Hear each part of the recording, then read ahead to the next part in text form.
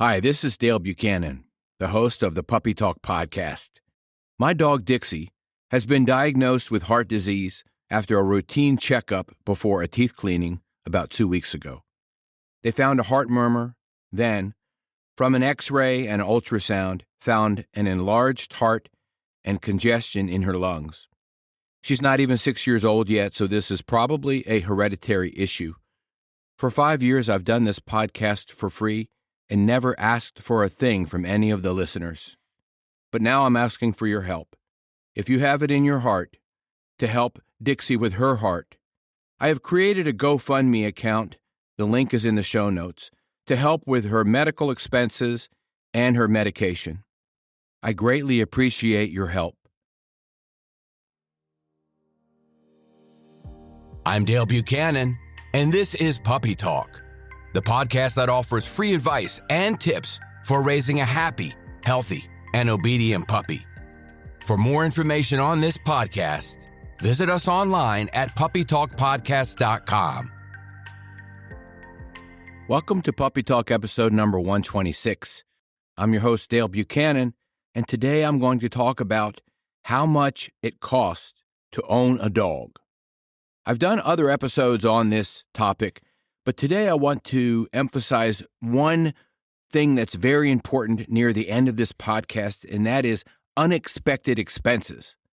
My dog Dixie has just been diagnosed with heart disease, and I am struggling to find funding to help her with her medical expenses and also her medication. Therefore, I put a GoFundMe link in the show notes for anybody that wants to help. Let's get started with this episode. Startup fees before you even adopt a puppy is going to include breeder fees or adoption fees, initial vet visits, microchip, supplies, and training. This can be anywhere from $2,000 to $8,000, depending on if you bought the dog from a breeder or you got it from a shelter, and a variety of other things if you already have a crate and a dog bed and things like that. Some of the things you might already have, some that might be your first-time dog, you may not have anything, so you're going to need to invest a little bit more. Next, you want to consider monthly expenses, things like food, medication, heartworm, flea and tick prevention, daycare, dog walking, grooming, treats and toys, pet insurance. For Dixie, this is around $700. She gets grooming once a month, and she's a small dog. If you have a bigger dog that eats more food that also needs grooming, then it might cost you a little more. I would say anywhere from $500 to $1,000 a month to maintain your puppy's health. Next, you're going to think about annual expenses. These include vet visits, shots once a year, rabies, distemper, parvovirus, flu, etc., Bloodwork if needed, boarding when you go out of town. And for Dixie, this is about $500 per year. Again, this can vary greatly from $200 to $2,000 per year. It depends on how much boarding you need, how many vet visits you need, the exact shots you're going to need for that dog, and so forth. I bring all this to your attention, and I've said this in other episodes. If you're going to get a puppy, have $10,000 saved. Even if you adopt a dog from a shelter, you're going to have monthly costs and yearly costs, and these things are going to add up. So have that money set aside for a new dog or puppy, or else they may end up getting rehomed if you ultimately can't afford it. Now we get to the most comprehensive part of this podcast, and that is unexpected expenses. And like I mentioned earlier, and in the intro to this episode about my dog Dixie all of a sudden having diagnosed with heart disease. Let's go through some of the unexpected expenses, and I'll put a link in the show notes to a website that is very reputable, and these are 10 Common Health Problems for Dogs from bowwowmeow.com. You can see this is something that I am learning about now, and I'm sharing information not just from my own experience, but from online resources as well. Unexpected expenses can include heart disease, cancer, parvo, distemper, or flu, which, by the way, dogs pick up those things usually from other dogs, oftentimes from other dogs' feces that are on the ground that they sniff or try to chew and try to eat.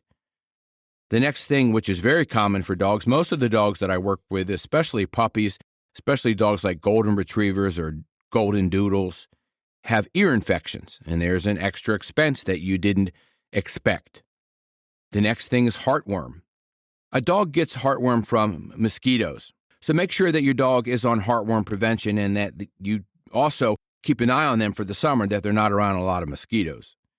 Next is injuries such as broken bones or joint problems. One of my clients, an older couple, has a dog that they rescued that all of a sudden was aggressive to their older dog and also somewhat to them. It started acting real funny. When I went over there for a session, I noticed that the dog was limping. I knew that the joint issue, which was untreated, was causing distress in the dog, and it was acting it out in aggressive behavior. They went and got a vet visit the next day and found that the dog has a torn ACL. This is tragic because an operation is $6,000. The owners called me and let me know what was going on. They were undecided of what they were going to do. They were even considering euthanizing the dog because they could not afford the $6,000 operation for their dog. I have not heard back from them. That was 2 months ago, so I don't know what the outcome is. But there's an unexpected expense that just came out of nowhere, and these can really add up. Unexpected expenses for illnesses or injuries to dogs can be anywhere from $5,000 to $10,000 or more. How do you prepare for this? How do you make sure that you're ready if this ever happens? Because with Dixie, I certainly was not ready. I did not have the money in savings. I do not have a fund for her, and I do not have pet insurance for her. This blindsided me, and I had no idea that a 5-year-old dog could even have heart disease. I'm learning from it, and I'm also, like I said in this episode several times, trying to get some funding together for Dixie's expenses. When things come up with your dog, you have to make decisions.